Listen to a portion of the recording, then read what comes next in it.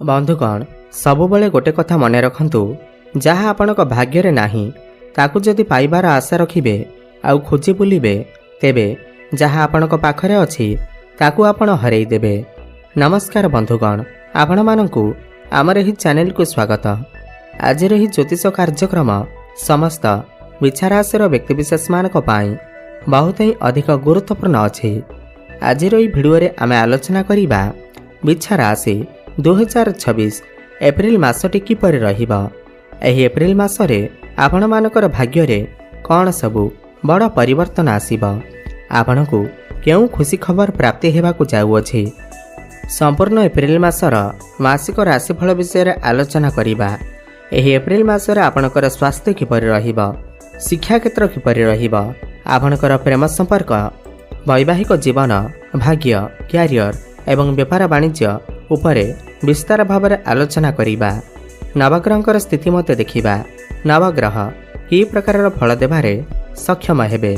शेषरे अशुभत्व प्रदान करुथिबा ग्रह मानक पाई किछि विशेष प्रतिकार मत जानिबा। सेतिपाई भिडियोटिकु शेष पर्यंत देखंतु।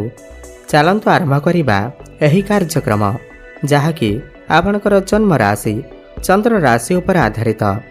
एहा पूर्वरु जदि आपणकर भी विचार राशि हुई थाए एवं आपण भी ईश्वर को सच्चा हृदय भक्ति करती विश्वास करती तेबे एही भिडियोटी को लाइक करी कमेंट बॉक्स रे जय माँ लक्ष्मी जय जगन्नाथ अवश्य लिखि दियंतु।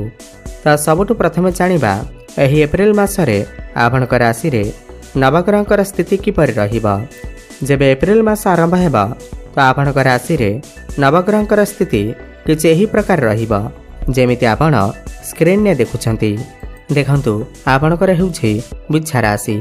आपणक राशिर अधिपति हेउछंती मंगल एवं मंगल आपणकर पंचम भाव रे सूर्य एवं शनिक सहित विराजमान अछंती।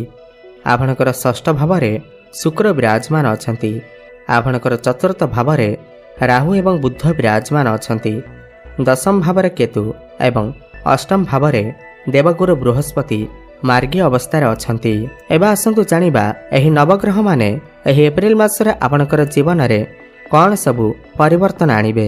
ध्यान दे सुनंतु। सबुठु प्रथमे जानिबा आपणकर स्वास्थ्य किपरि रहिबा। एही एप्रिल मास 2026 रे बंधुगण प्रथम भाव हुई थाए आपणकर स्वास्थ्यर भाव, आपणकर इम्यूनिटी सिस्टम र भाव एवं प्रथम भावर अधिपति मंगल आपणकर पंचम भाव रे विराजमान अछंती। देखंतु एही मासरे मंगलंकर स्थिति तो बहुत भल अछि, पंचम भाव रे अछि। आपणकर स्वास्थ्य तो बहुत ही अधिक भल रहिबा, किंतु पंचम रे शनि एवं सूर्य थिबारु एवं पंचम भावर अधिपति बृहस्पति आपणकर अष्टम रे थिबारु आपणकर टिके इनडाइजेशन समस्या देखा देई पारे, माने पेट संबंधित समस्या देखा देई पारे, कॉन्स्टिपेशन भली समस्या देखा देई पारे। सेथिपई आपण बाहर खाद्यपेय खाइबा ठारू वंचित रुहंतु किमा आपणकर इन्फेक्शन भली समस्या, थंडा काश एवं ज्वर भली समस्या देखा देई पारे। काहेकिना गुरु आपणकर अष्टम भाव रे अछंती। जो पर्यंत गुरु आपणकर नवम भाव को जाई नाहंती तो आपण आपणकर स्वास्थ्यर विशेष ध्यान रखंतु।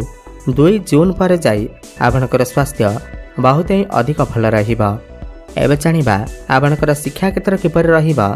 एही एप्रिल मास 2026 रे बंधुगण पंचम भाव हुई थाए आपणकर शिक्षा क्षेत्र भाव।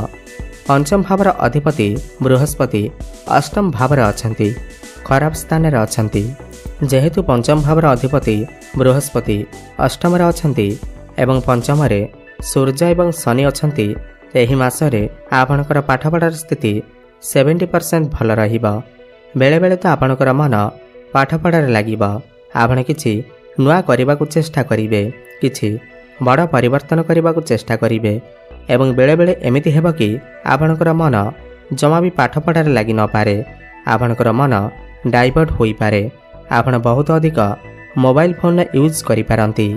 किंतु एही मासरे जदि आपणकर किछि एग्जाम अछि किंबा कोनोसी कॉम्पिटिटिव एग्जाम अछि तेबे 14 एप्रिल परर समय आपणक पाई अत्यंत शुभ रहिबा।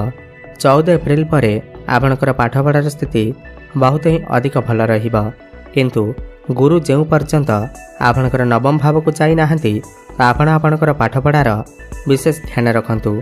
आपणकर मन को स्थिर रखंतु, पाठपढ़ारे मन दियंतु।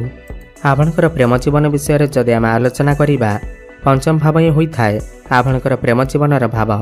जेमितिक मु आपनको कहली पंचम भावर अधिपति बृहस्पति अष्टम अछंती, खराब स्थिति अछंती एवं पंचम सूर्य एवं शनि मध्य अछंती।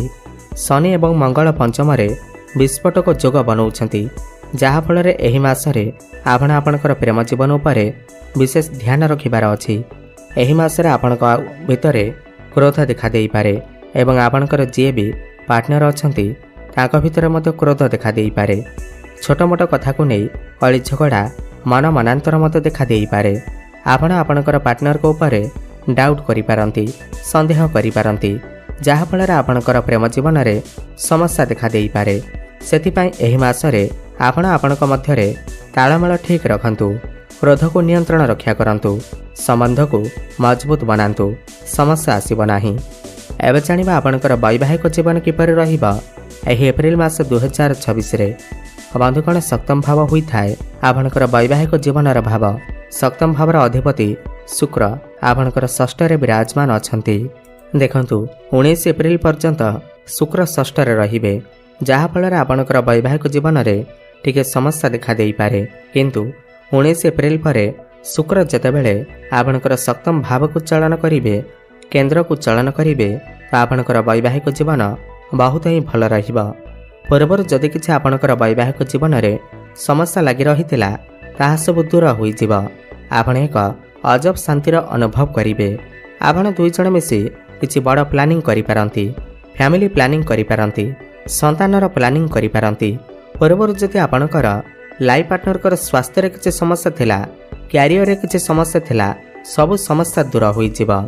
एहा सहित भ्रमण सुख आपण को प्राप्ति हेबा। आपण कोनोसी स्थान को बुलिबा को जाई पारंती। आपण दुई जण मिसी किछि शुभ मांगलिक कार्य मध्य आयोजन करि पारंती। एबे जानिबा सबुठार गुरुत्वपूर्ण विषय वस्तु जहाँकि आपणकर भाग्य, क्यारियर एवं व्यापार वाणिज्य किपर रहिबा। एही एप्रिल मास 2026 रे बंधुगण नवम भाव होता है आपणकर भाग्यर भाव, दशम भाव होता है आपणकर क्यारियर भाव, नवम भावर अधिपति चंद्रमा। तो देखंतु एही मासरे भाग्यर कारक ग्रह बृहस्पति अष्टम अछंती। एही मासरे आपणकर भाग्य 70% भल रहिबा। जेहेतु मंगल भल स्थान रे थिबारु आपणकर समस्त कार्य तो हेबा, किंतु टिके विलंबर होई पारे, भाग्यर टिके कम साथ मिली पारे।